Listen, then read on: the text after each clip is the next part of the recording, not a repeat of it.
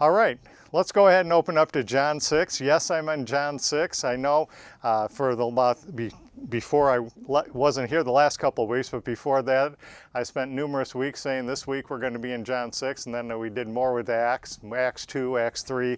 Well, now we're going to John 6.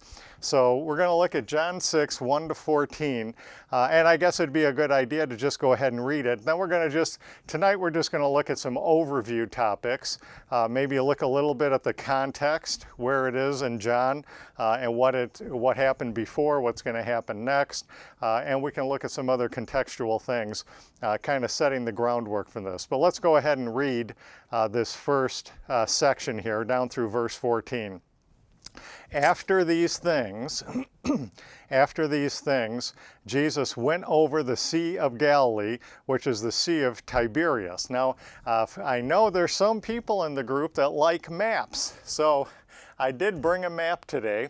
So remember, in John 5, a lot happens between John 5 and John 6. We may look at that a little bit when we go through the slides. But just for our sake now, going from John 5 to John 6, Jesus was down in Jerusalem. Remember the healing of the lame man and the whole discourse in John 5. And now he's come up to Galilee, and he's going to cross the Sea of Tiberias, the Sea of Galilee up here. That's this little thing up here. And he's going to cross the sea, and that's where we're going to have the feeding of the 5,000. So we just keep that in mind, and we'll go from there. So then verse 2, and a great multitude. One thing I will just ask as we go through this very long chapter, so we probably won't remember, but hopefully I can at least remember, is notice how John changes how he describes the crowd, the people. Here, notice, we'll see a couple different ways just in this one passage, but he never uses the same term twice for this group of people. And we'll see some interesting things with that a little bit further in the chapter, not tonight, but further on. But we just keep note of these things. So here in verse 2, he's called, and a great multitude. So here they're called a great multitude followed him because they saw his signs. Remember, our King James here has miracles, and certainly, I guess you could say all miracles are signs, but what you can't say, all signs aren't miracles, like perhaps the cleansing of the temple. I would suggest that was a sign, but it wasn't a miraculous sign. So to change all the words, John uses the word sign, Simeon, and to change that in every context to miracles, I think it gives us the opportunity to miss some things. So we're going to stick with our signs here. Now, of course, this is going to be a miraculous sign, but a sign nonetheless, because they saw his signs, which he did on them that were diseased. So we have these healing miracles. Kind of keep that in mind too as we go through here. And Jesus went up into the mountain, and there he sat with his disciples. And the Passover, a feast of the Jews, was near. And here I would just suggest we can at least begin thinking about when he describes it as a feast of the Jews. Is there something negative in that? Because usually, and when it's used in like Exodus, it's the feast of the Lord. Is there something significant in here, the feast of the Jews? Kind of keep that in mind. That's something will come up as we go through the chapter. When Jesus then lifted, verse 5, up his eyes and saw a great company. No, remember I said John keeps changing how he calls this group. Before it was the great multitude, now it's a great company. And those aren't just different English words of the same underlying Greek words for variety in writing. Those are actually different words. And he says here, come unto him, a great company come unto him, and and he said unto Philip, whence shall we buy that these may eat? And this he said to put Philip to the test, for he himself knew what he would do. Philip answered him, 200 pennyworth. Now, pennyworth, I had to look this up. Pennyworth, the underlying Greek there is a darius, and evidently it was for a common laborer that he would earn 1 darius a day. So this is like 200 day laborers' wages, 200 days of labor wages. Kind of give you an idea how much he's talking about here, of bread is not sufficient for them, that every one of them may take a little. That wouldn't even be enough to buy to take a little. And one of his disciples, Andrew, Simon Peter's brother, said unto him, There is a lad here which hath 5 barley loaves and 2 small fishes, but what are they among so many? 200 late days of laborers' wages, and this little lunch of a boy here isn't enough to even dent the feeding of this great multitude, this great company that's heading towards him and that has been following him. Verse 10, and Jesus said, Make the men sit down. Now there was much grass in this place. So the men sat down, in number about 5,000. So let's just kind of think about that a second. 5,000 men, which means there may perhaps was 5,000 women. This is just the men, so perhaps there are 5,000 women.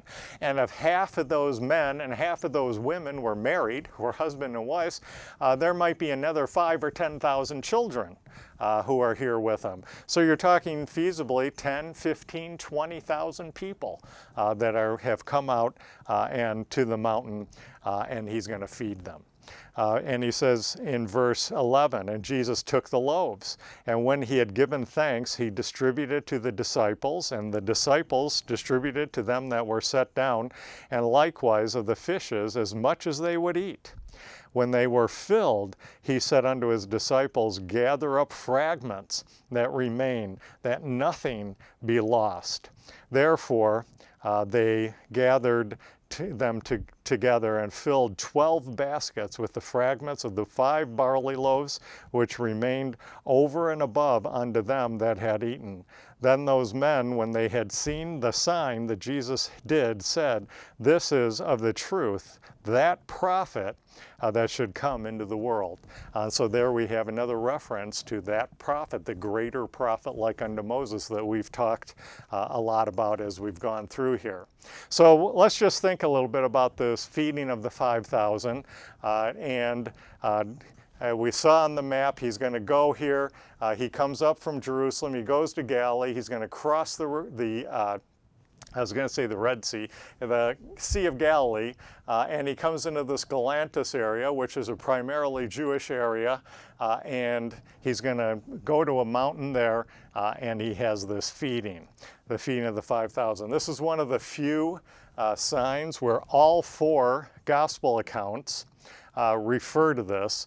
Matthew, we're not going to turn to all these. You can look these up if you want to see how they all kind of work together.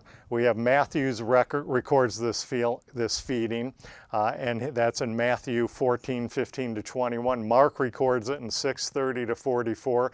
Luke records it in chapter 9, 10 to 17. So it's important to see that between John 5 and John 6, everything through Matthew 14 and Mark 6 and Luke 9 fits in between here. It has occurred by the time you get to John 6. So it's basically that whole Galilean ministry. It all fits kind of in this time frame. One thing we will look up, though, is let's look up these 2 Psalms that kind of set a basis for what he's doing on this mount, on the mount here. Of course, anyone recognizes the Moses connection, but there's some other connections as well, and that's what we're going to look at as we go through here. So let's go to Psalm. Let's go to Psalms 78. Psalm 78. Now remember the book of Psalms. It's 5 books. Remember the first 3 end with verily, verily, amen, amen. Those are the first 3 mandates of the Davidic covenant. Book 1, he's the Redeemer. Book 2, they're deliverer, Israel's deliverer. Book 3, he's Israel's avenger. Psalm 78 occurs in book 3. So it's the avengement. So now when we read that Davidic covenant, the first 3 mandates provide for Israel's national salvation. How God's going to save, how the Lord is going to save the nation of Israel. He's going to redeem Israel. That happened at the cross. Then the next thing, Paul writes about this at the end of Romans 11, I think Romans 11, 26 and 27 or something around there. He talks about when this dispensation of grace ends, he's going to restart his program with Israel, and he's going to pick it up with the deliverance and the avengement. That's the tribulation period. Then he's going to return and he's going to usher them. He's going to usher them in the kingdom and be their king and bless her. That's the final two mandates of that Davidic covenant. And when those five mandates are implemented, the nation of Israel will be saved, and through Israel, God's salvation will go out to the Gentiles. That's the salvation in God's prophetic program with the nation of Israel. So now when he's up here on the mountain, he's going to feed these 5,000, and he's going to give them this picture.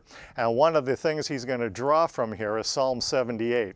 And remember, Psalm 78 is in the third book of the Psalms. It has to do with the mandate to be Israel's avenger. What that means, he's going to deliver, in book 2, he delivers Israel from her enemies.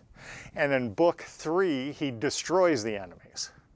You know, it doesn't do you much good. It does you a little bit of good to be delivered from your enemies, but what's even better than that? To have your enemies destroyed, right?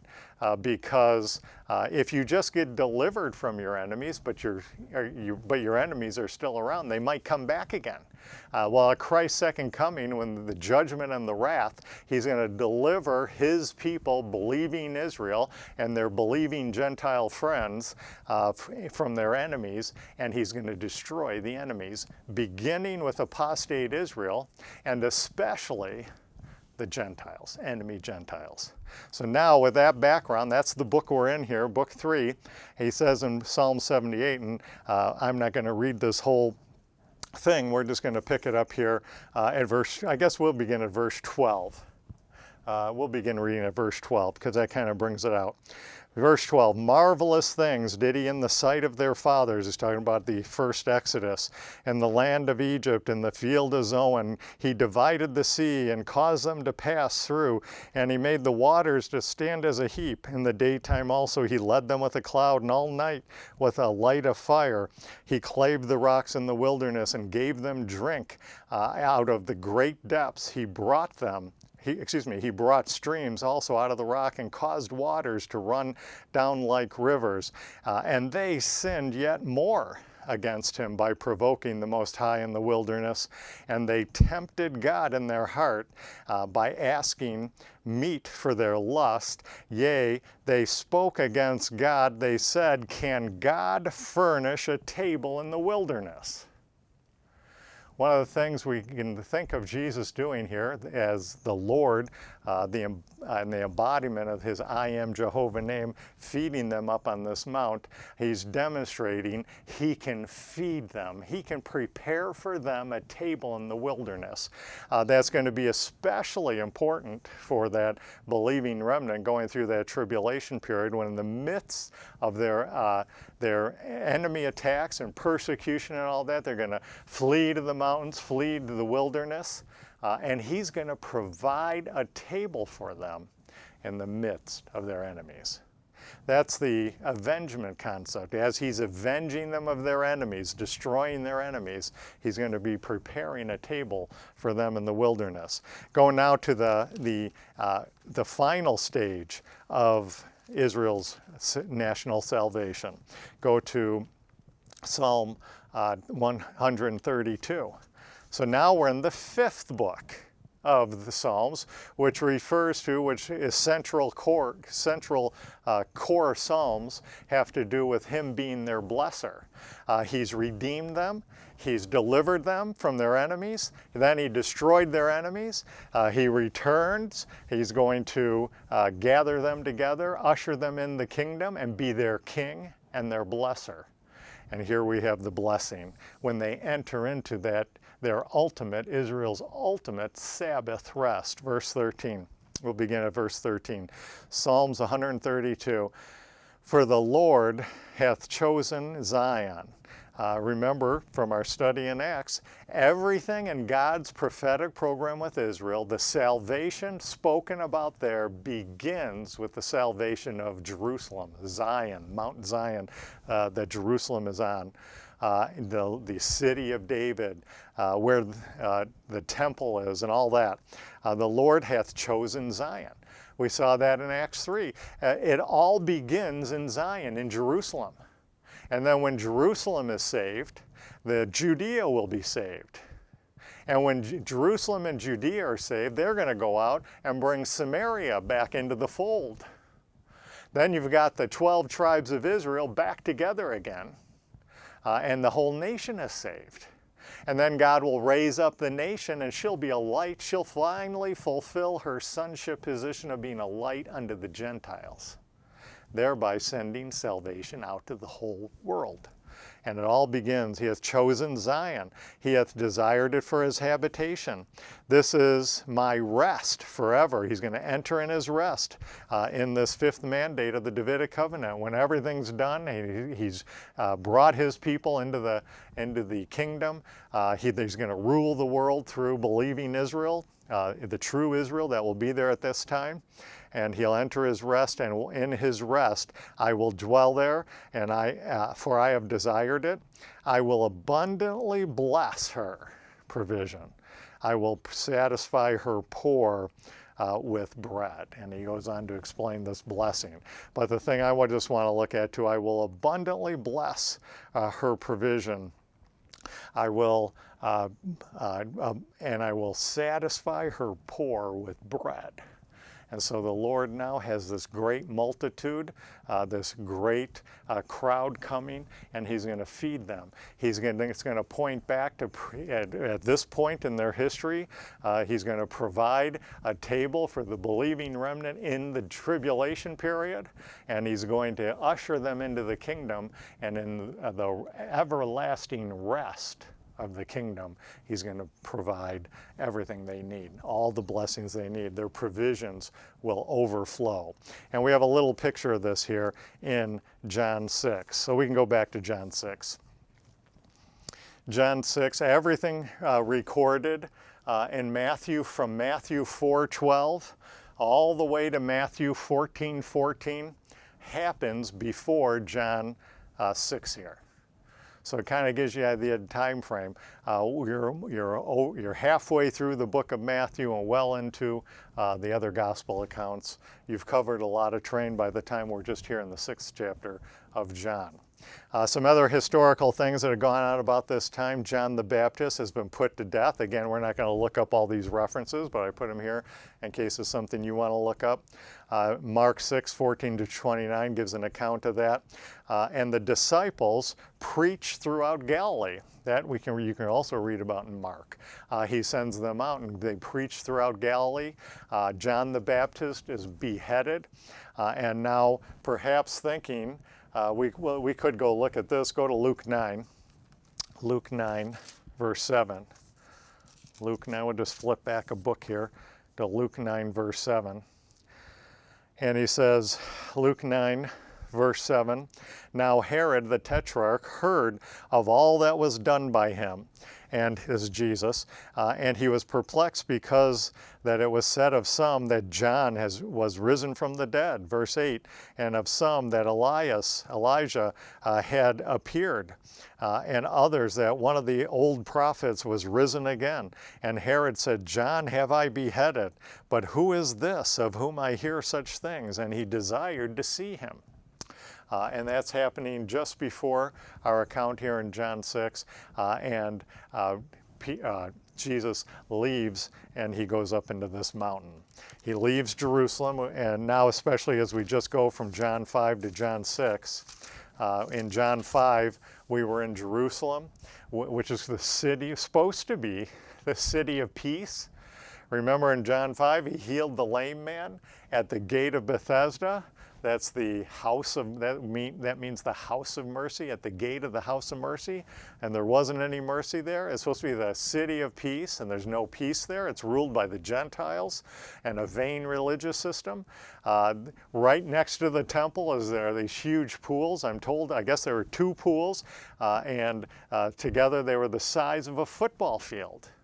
And it was full of multitudes of infirm people, and they just walked right by him. They didn't really care. And it was supposed to be a house of mercy, and there's no mercy. It was supposed to be a city of peace, and there was no peace. And they went into the desert. Now they've gone into the desert. Now they're at this house of Bethesda. And the house of Bethesda, it means the house of fish. So it's right by the Sea of Galilee, and it was probably a fishing community. And it's on the Sea of Galilee. And we looked at that on the map there. Some other things we can bring out. He's the embodiment of that I am Jehovah God name. He's the embodiment that I am Jehovah God. He comes first in grace and mercy. Now remember, the nation of Israel at this time is at the high point, near the high point of their rebellion against God. If God operated according to what the law called on him to do, he would have come down and did what he was going to do at the golden calf incident. What does he say there? Moses, get out of the way. According to the law, I need to go down and consume them. And according to the law, even he has more reason to go down and consume them now. But what did he do at the golden calf incident, and what did he do here in the gospel accounts? Instead, he went down and offered grace and mercy first. That's his I am Jehovah name. The I am Jehovah name, if you have no other understanding of any principle in the Bible, especially the Old Testament, this one will take you a long way if you just learn this one simple thing. The law, the order of the law that they contracted with God to deal with them on the basis of was when they broke the law, God was supposed to go down and consume them. And then he would start over. That was the first step. Then he would start over if anyone was left standing, like Moses. That's what he says at the golden calf incident. Get out of the way, Moses. I'm going to get down and consume him. Poof. And I'll start over with you. If he operated throughout Israel's history, every generation or so, he'd have to go down and poof him and find someone to start over with. But God revealed at the golden calf incident that he can relate to Israel in another way. He's God. He reserves the right not to have to operate according to the law they contracted with him to operate according to. He can operate outside the law. And what his I am Jehovah name does is it changes the order of the law. The law said, first, go down and consume them. And then whoever's left standing, start over with them. His I am Jehovah name says, first, go down in grace and mercy. And depending on how they respond to the grace and mercy, will decide whether they get more grace and mercy or wrath and judgment. That's the most fundamental principle in the whole Old Testament. And it'd be worthy to really come to understand that, because then every time you see the word Lord in your Old Testament in all caps, you'll have a much greater appreciation for what it's talking about. If it's grace and peace, you're going to say that's the grace in his resident, his I am Jehovah name. He's going to go down first in grace and mercy. If it's displaying his wrath and judgment, you don't have to be thrown off course, because you can be assured he first went down in grace and mercy. They rejected, and then came the wrath and judgment. Every time you see the word Lord, all caps, in your English Bible, you can rejoice in that name and what God has done to preserve the nation of Israel through that name. It'll change, and you know that Lord in all caps is about in every verse, every context, if not in every verse. All right, I'm getting off course here. I'm not really off course, because the Lord Jesus Christ at his first coming is coming down in grace and mercy. It's not in accord with the law. If it was in accord with the law, he'd come in his wrath and judgment and destroy them. Instead, he's operating outside the law. God sent his Son to offer grace and mercy first. And here he is on the Mount. And he's going to dispense grace and mercy to the multitude, grace and mercy to the great company, grace and mercy as he goes through here. He's going to demonstrate how the grace in his I Am Jehovah name, his I Am Jehovah name, he gave them at the first Exodus and it taught them about through the Exodus account. He's now going to demonstrate for them once again. He's just going to dispense grace and mercy and feed this crowd. And he's going to show compassion toward them. Let's go to Matthew 14, and then I just want to point out something here that's kind of interesting. Matthew 14. Matthew 14, verse 14. Matthew 14, verse 14. This is, if you have a reference Bible, the very next verse, verse 15, might say something like the feeding of the 5,000, be titled with that, if it breaks it out into sections. So verse 15 starts the feeding of the 5,000 account. Here, and so verse 14 is just before that. Verse 14, and Jesus went forth and saw a great multitude and was moved with compassion toward them, and he healed their sick. Now, we'll look at this in more detail later, but let's just go back to John 6 and notice how he starts it in John, how John starts it the same way. Look at John 6 and look at verse 2. And a great multitude followed him because they saw his signs, which he did on them that were diseased. So he healed the diseased. Matthew points this out too. Just before the feeding of the 5,000, he healed their sick. Now, that's an interesting point, something worth thinking about a little bit, because do you remember the first time in that Exodus account? Remember, it's feeding of the 5,000. They're going to ask him about the manna. It's going to bring to mind the manna, the Moses, really God sending manna from heaven. Jesus is going to use it as a teaching opportunity that now he's the manna God has sent from heaven. And the whole thing is going to start coming up here. But do you remember the first time it talks about healing? Go to Exodus 15.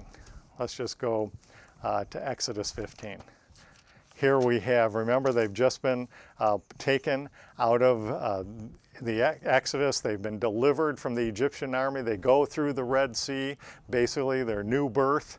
They're born as a nation. That's why in John, they have to be born again as a nation. And he takes them through that. The Red Sea, the waters come back and drown the Egyptian army, and they go, and what's one of the first things that happen? They go to a place with poisoned or with unhealed waters. And so let's just pick up that, just in Exodus 15. Exodus 15.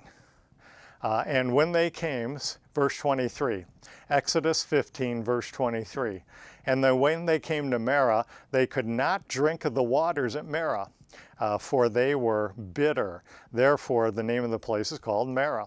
And the people murmured against Moses, saying, what shall we drink? And he cried unto the Lord, Lord, all caps. See, that's what Moses, that's what the people are supposed to do. That's what he's training them to do. And the people murmured, but Moses cried unto Moses cried unto the Lord, Jehovah. He's falling on the grace resident in his I Am Jehovah name. Lord, we have a problem here. You gave us your I Am blank spot name. Well, I'm going to fill it in now. We need healing of the water. So we have something to drink. And he cried unto the Lord, and he's filling in the blank of his I am Jehovah name. And the Lord showed him a tree, which when we're not going to look at all the typology and symbology here, I'm just bringing out the healing concept. He showed him a tree, which when he had cast it into the waters were made sweet. There he made for them a statute and an ordinance, and there he proved them. See, he's trying to teach them this I am blank spot name. All you got, don't murmur and complain. Just do what Moses did, fill in the blank with what you need, and God will do it. And what he's trying to teach them is that in order for them to become the people he created them to be, in order for them to become his own holy and great nation, in order for them to become his conduit of blessings to the world, they need to rely on him to do everything for them. Can't do it themselves. If he doesn't heal the waters here, they're going to die of thirst. They can't do it themselves. It's too big, it's too hard. It's impossible for them to do. See, that's what he's teaching them. He has to do it for them. He has to they just have to stay on his eagle's wings and let him fly him wherever he wants to take them, bringing them to himself. And so he's teaching them. And he says in verse 26, and said, if thou wilt diligently hearken to the voice of the Lord thy God, and will do that which is right in his sight, will give ear to his commandments, and keep all his statutes, I will put none of the diseases upon thee, which I brought upon the Egyptians. For I am the Lord, the I am name there, that healeth thee. So there we have the first instance. If they were in a law system at this point, because of their murmuring and complaining, he would have brought the diseases of Egypt upon them. If they're disobeying their commandments, the next passage he's going to talk about collecting manna on the Sabbath, and they couldn't even do that. And they broke his commandments there. If they were he's showing them under a law, if they were in a law system, he would have brought the diseases of Egypt upon them. But they weren't. He's trying to teach them to relate to him on the basis of grace. And he says, I am the Lord, your healer. He's going to be the healing. Now, you say, well, why am I bringing that up? Because remember in Matthew 14:14, what is the point, a big point Matthew made just before the feeding of the 5,000? Jesus healed the sick. What's John make a big point of here just before the feeding of the 5,000? He healed the disease. He's going to put on display the greatness of his I am Jehovah name, and he's already been displaying I am your healer. Now he's going to display, or as we get through here, I am the bread from heaven, the bread of life, and so forth. He's going to start displaying the grace resident in his I am Jehovah name, and that they can access it the way Moses did. Just call upon the Lord and he'll do it for them. Don't murmur and complain. Don't go under a law system thinking you can do it on your own through the flesh, the power of your own flesh. Just rely on me to do everything for you through faith. So we have this already in chapter, and at the very beginning here, he sets it up by drawing our attention to the I am your healer. Both accounts do that. He's been casting out devils too, so the kingdom is at hand. He's been proclaiming the gospel of the kingdom. And now he's going to show them, he's going to feed them, provide for them a table in the wilderness, and he's going to give them a picture of kingdom blessings. And now where does that take us? Exodus 15, we won't go back there for this because I think we all know the manna story well enough. Exodus 15, he showed that I am your healer and gave them something, healed their waters. And then in Exodus 16, he's going to put on display those foretaste of those kingdom blessings. He's going to rain down manna from heaven, a picture of those kingdom blessings. All right. So this is just some of the things in the larger context. There is another feeding, this time a feeding of the 4,000 in Matthew 15 and Mark 8. But those are different. Those involved 7 loaves and a few little fish. So those are two separate feedings. The one we're only going to be considering here in John 6 is the feeding of the 5,000. All right, here's our map. Maybe we'll come back to that. So the other thing I want to point out, I'm not going to let anyone here move on to chapter 6 and forget chapter 5. We can't do that. We can't just leave behind. We just don't go on to the next passage. This passage flows out of the previous passage. So I'm just going to remind us what happened in chapter 5. We learned so much in chapter 5. That's why I spent so much time on it, even to the extent of going over to Acts 2 and 3 to show how this works, because it's critically important to the whole theme of the Gospel of John. And so when we were in chapter 5, he healed the lame man on the Sabbath. Remember, you had that whole Sabbath concept. Our Sabbath was first talked about in Genesis 2, and he talked about it there as the Lord rested from his work. It doesn't mean he was tired. It meant that he was going to enjoy his creation and bless it, use it as a time for refreshment and rest and blessing. That's the way it's supposed to be done. That's what it was created for. Look at Exodus 31. He even uses that word refresh in here. Let's go to Exodus 31 for this Sabbath concept. Exodus 31 and verse 17. Exodus 31, verse 17. And he's talking about the Sabbath here, a sign between Jehovah, the Lord, and Israel. And he says here, verse 15, 6 days may work be done, but in the seventh is the Sabbath of rest. It's supposed to be a day of rest, holy to the Lord. Whosoever does any work on the Sabbath day, he shall surely be put to death. Wherefore, the Sabbath. Now, it's important to realize there, we talked about this before back in chapter 5, but the day is just supposed to be separate. You're not supposed to do the work you normally do the other 6 days of the week on the Sabbath. He's not saying you shouldn't heal someone who's lame or sick or in pain or has problems. The Sabbath was made to be a day of blessing and refreshment and restoration. And we'll see that as we go through. Verse 16, wherefore the children of Israel shall keep the Sabbath, to observe the Sabbath throughout their generations for a perpetual covenant. And of course, they're going to reach their ultimate Sabbath rest in the kingdom. Verse 17, it is a sign between me and the children of Israel forever. For in 6 days the Lord made heaven and earth, and on the seventh day he rested. And what does that mean? We don't have to guess. He's going to tell us. And was refreshed. It's supposed to be a day of refreshment, a day of rest, a day of restoration. You're not supposed to carry on your business, your career work, what you do the other 6 days of the week to get by in life. It's supposed to be a day separate for refreshment, rest, and restoration. All right, and so we had that whole Sabbath concept. They're going to reach their Sabbath, ultimate Sabbath is going to be in that kingdom.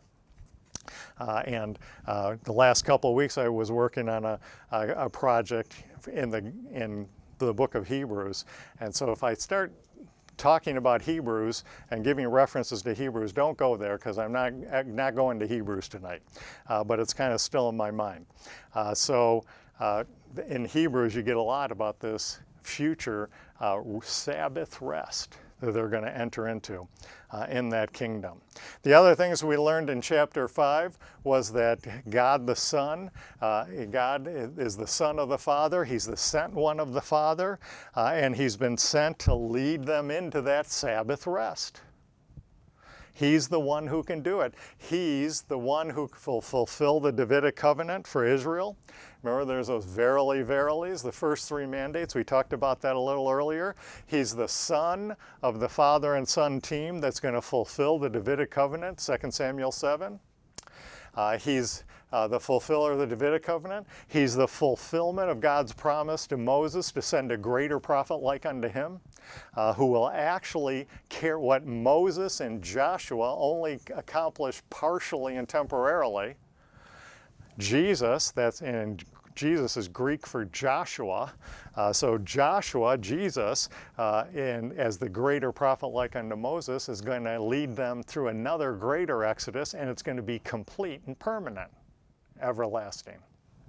He's the one that's going to do that. In chapter 5, we learned also in the middle section of chapter 5, verses 19 to 30 or so there, he's also the fulfiller of Daniel's time schedule and the fulfillment of Daniel's Son of Man and all the time schedules, and he's the one that's going to carry out all those end time resurrections. That's who the Lord Jesus Christ is.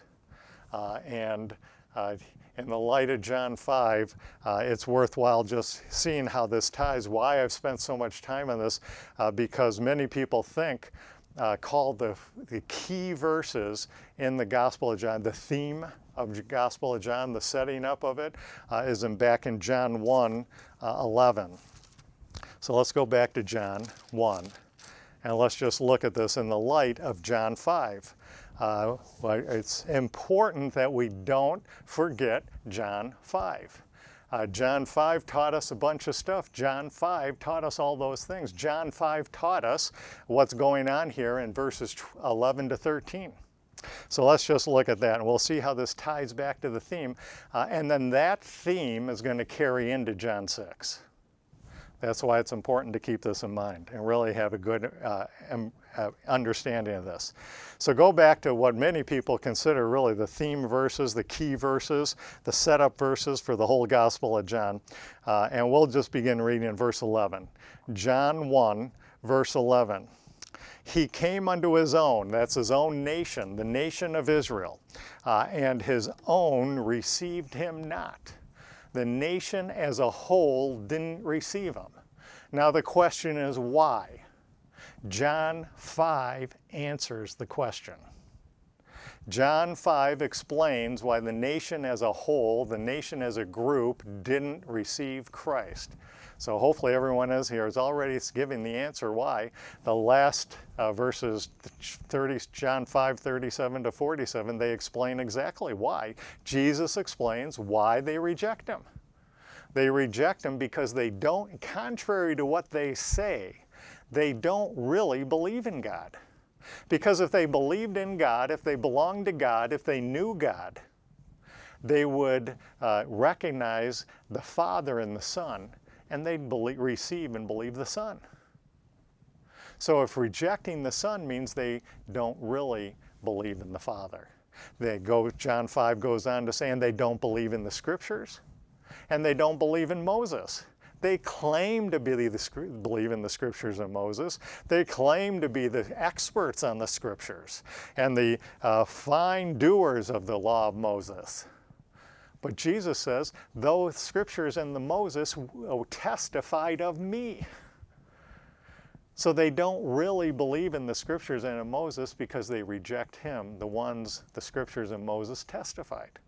So we have the answer to the problem that he sets up here in chapter 1. The nation as a whole rejected it because the nation as a whole, under a vain religious system, under the Gentile rulership, who are under the rule of Satan, control the nation, and they reject him because they don't really believe in God. They've replaced God and his word with man and his traditions. And you read about that all throughout the gospel accounts. So there we have the first thing. Israel as a whole did not receive Jesus Christ, and the reason why is given in John 5. It's because they didn't really believe in God, the Scriptures, or Moses, in spite of what they claimed. Then let's keep reading here. But good news, but as many as received him. So now you have as many as, that's referring to individuals. So the nation as a whole rejected Christ because they didn't really believe in God. But there were some individual Israelites who received him. Now why did they receive him? Well, if they rejected him because they didn't really believe in God, why did they receive him? What's the other side of that coin? They received him because they believed in God. And they knew God. They belonged to God. They believed the scriptures and Moses.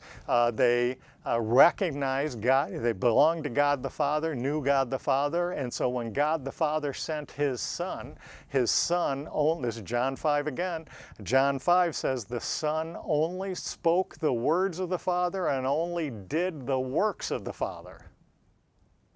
So they received him because they knew and belonged and believed in the Father and the God of Israel.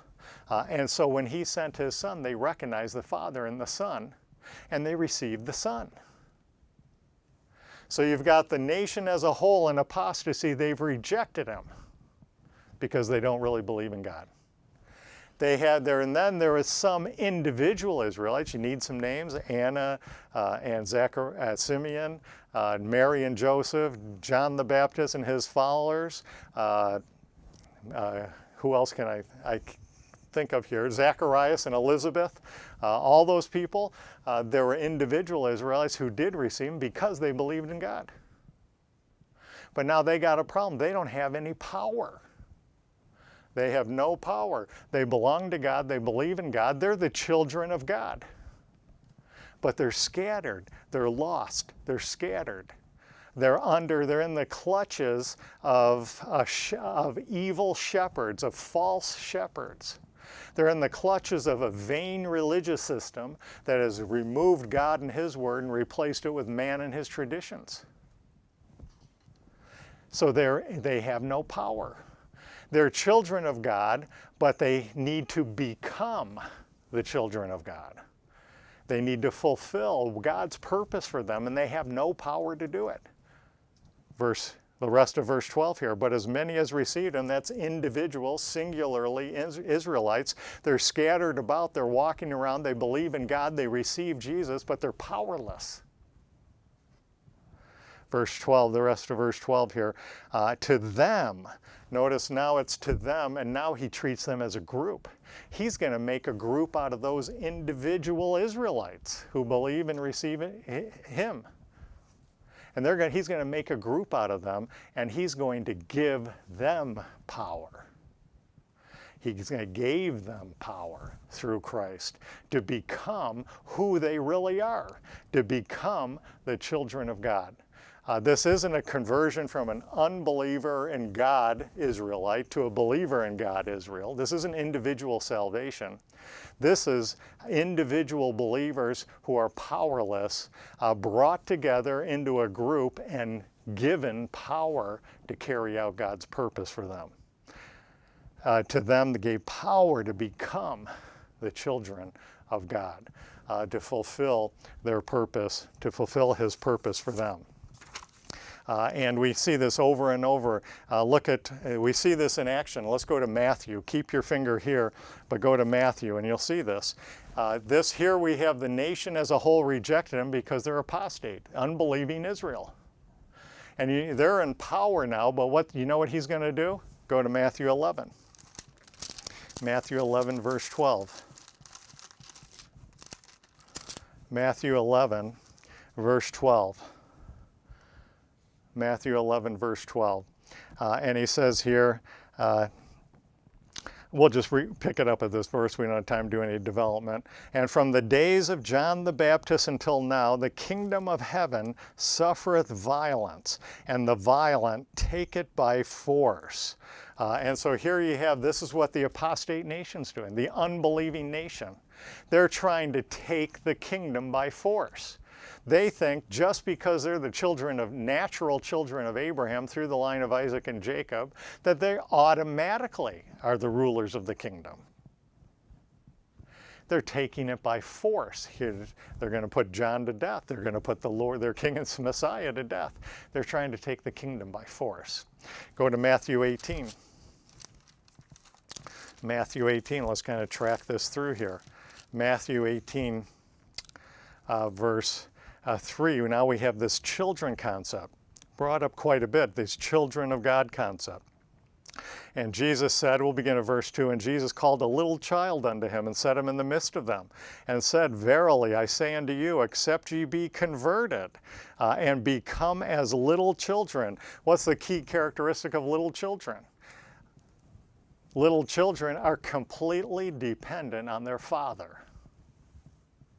Remember in Acts 3, he told them they need to be converted?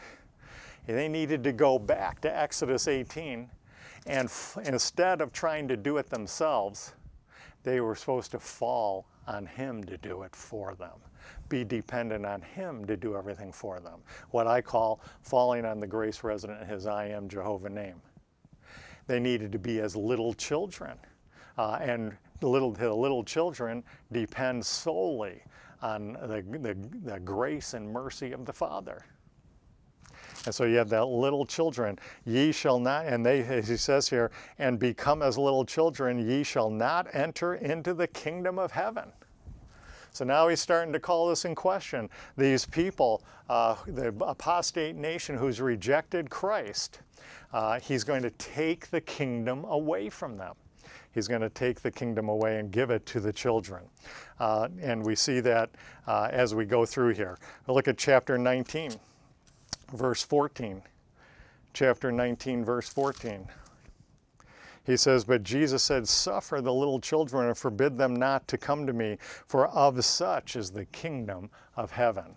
What John's talking about here in verses 11 to 12 is the nation as a whole at that time was apostate and rejected Christ in unbelief, and he de-authorized them. He de-empowered them.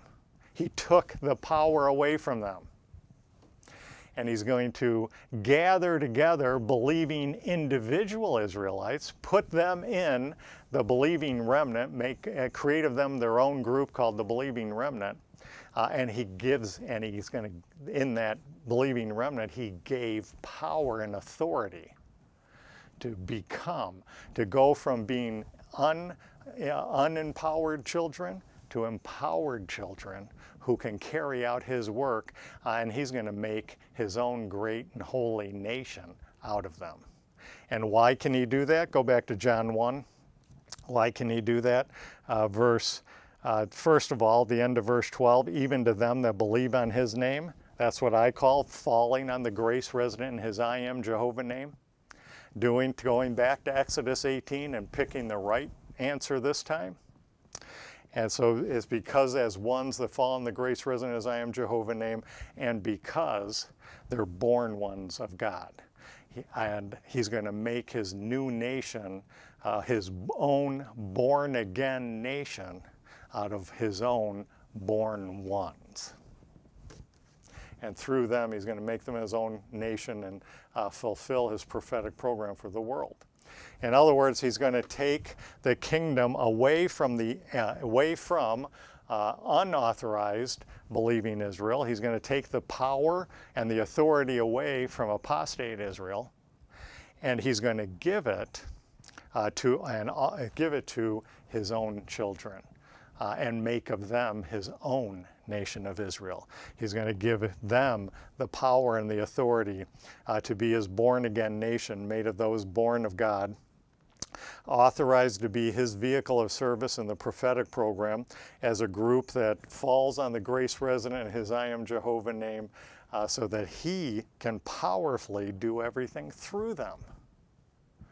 Now, if that sounded complicated, Matthew says it so succinctly and clearly, we'll just kind of conclude this little side topic here. So go back to Matthew once again, Matthew 21 this time, where he says it explains exactly what John is talking about here.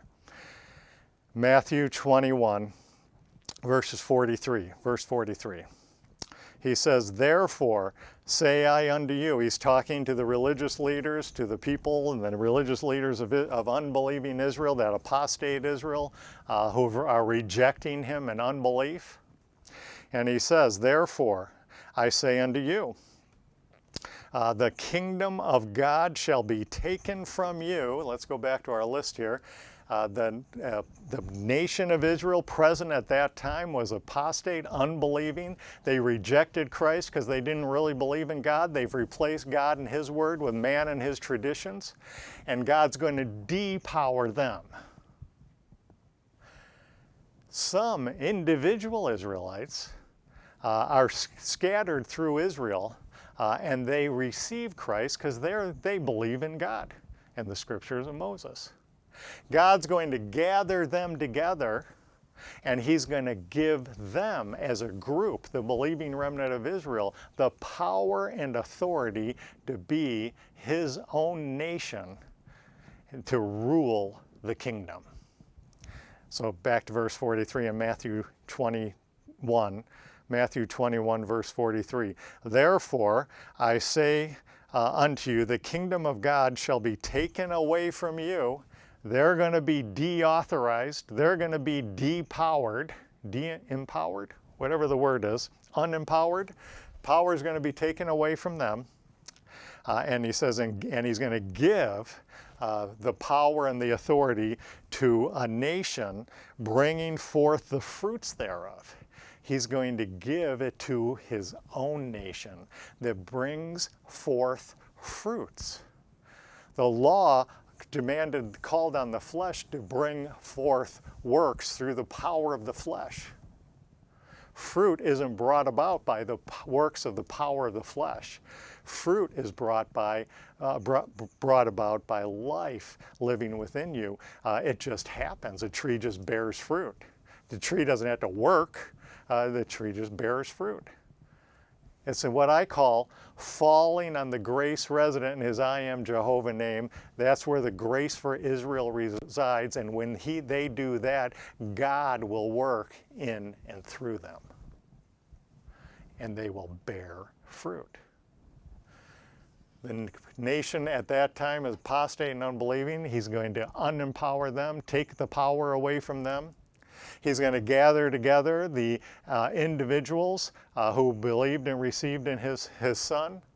He's going to form a group out of them, and he's going to give them the power and authority to be his children, become his children, to become his nation, to fulfill their purpose by becoming his great and holy nation, through which, and he's going to give the kingdom to them. What's a kingdom? It's a rulership, a rule of a power and authority. He's going to give it to that nation made up of those individual believing believers, and through them, he's going to rule the earth. And that's one of the pictures we have going on here. As we go to John 6, we're going to see this principle. Let's just close by going back here to John 6. He's going to bring this out again in the light here. He does all this. And in short, he is the Lord of the Sabbath from John 5. He's the one who can lead his own born-again nation of Israel and Israel into their Sabbath rest of her kingdom on earth. We've had 2 healing miracles, signs in these 2 chapters. I am your healer. And now he's going to come and he's going to give them the kingdom blessing of providing them a table in the wilderness. It's really a tribulation blessing, but a foretaste of kingdom blessings. And in the kingdom, he's going to be their provider. I am your provider. And he's going to do everything for them. And it all begins with this incidental. That's why I want to bring out here, go to John 6, this incidental mentioning of the healing, verse 2, which he did on them that were diseased, the healing of the diseased. When you look at the other accounts, that's an important thing because they refer to this healing. First, they all mention the healing first. They take us back to Exodus 15. John 5 took us back to even further than that, but now we're in Exodus 15. Exodus 16 is going to be the feeding of the manna from heaven. And then in if we want to go even further, what comes after the manna? They have another one where they're thirsty. That's John 7. We'll show that at another time. So I'll just close now. We've only got a couple minutes left here. Again, this is just kind of a summary, kind of whet our appetite for this. The other thing that's going to be very important here as we get into John 6, we're going to see an explosion of the use of his I am Jehovah name. An absolute explosion. So I think it would be a good idea to see why those two are tied together. Why, when you see the Lord in all caps in your Old Testament, or, you know, it doesn't follow through in the Greek here, that's not all capitals like that, so you have to determine from context, but at least let's just focus on the Old Testament. When you see that Lord in all caps, that's that underlying Yahweh. I just always heard it where I've been taught as Jehovah, and so I'm just using the Jehovah terminology, and why that's tied to his I am Jehovah name. Very important to understand if you're going to have a good hold on this. It's not because of some Greek translation or anything like that some people talk about. It's just because of what it says here in the scriptures. So let's go back to Exodus 3. Exodus 3. Why are those two things tied together? His I am Jehovah name. Why every time you see the word Lord in all caps, you can say, I am. Verse 14. Exodus 3, verse 14. Now he gives a name to Moses, and the name he gives to Moses, and God said unto Moses, I am that I am, the eternally, so he's the eternally self-existent one. He lives outside time. It's been 400 plus years since he promised to save the nation of Israel from Egypt that he gave to Abraham. But it's been a long time for humans, but it's nothing to God. They may have forgotten his promise, but he hasn't. He's the endless one. And that's not the name we're talking about here. That's the name he gives to Moses. But he gives another name to the Israelites. And he said, thus shalt thou say to the children of Israel, I am. Blank, and that's an incomplete thought, so you can put a blank spot there. And we've talked about that enough, so I'm not going to go into detail with that. All I want to do is connect his Jehovah Lord name with the I am name. So he says here, tell the children of Israel, give them his I am blank spot. It's an incomplete thought, fill in the blank name. Hath sent you, and he's the one that sent him. Now look at the very next verse, verse 15. How do we tie the two together? And God said, moreover, unto Moses, thus shalt thou say unto the children of Israel. So we have the same setup, the same thing. He was supposed to tell the children of Israel, I am, blank spot, sent you. And look in verse 15, and God said, moreover unto Moses, thus shalt thou say unto the children of Israel, the Lord, all caps, God, Jehovah God, of your fathers, the God of Abraham, Isaac, and Jacob, hath sent me unto you. This is my name forever. This is my memorial unto all generations. His I am Jehovah name is intimately connected to his Jehovah name. And that's why we can join them together. And in John 6, and again, we won't look at these verses, but I'll just close with this. Our first I is going to start out, it's going to increasingly get longer and longer as you go through the chapter. I don't know if that's significant or not, but I find it interesting. John 6:20, the walking on the water, he's going to proclaim, don't fear, I am. Just fill in the blank. You need me to still the water and the winds and the storm? I am, blank spot. Fill in the blank spot. John 6:35 and 48, he's going to talk about, he's going to declare, I am the bread of life, the source of life for Israel. John 6:41, I am the bread that came down from heaven. So he's heavenly. God has sent him down. John 6:51 makes it even a little longer. I am, it kind of combines these two. I am the living bread which came down from heaven. And we're going to have this explosion of his I am Jehovah name that's going to permeate this whole account in John 6. So hopefully that whet your appetite for our study here in John 6, and we'll pick it up from there next week.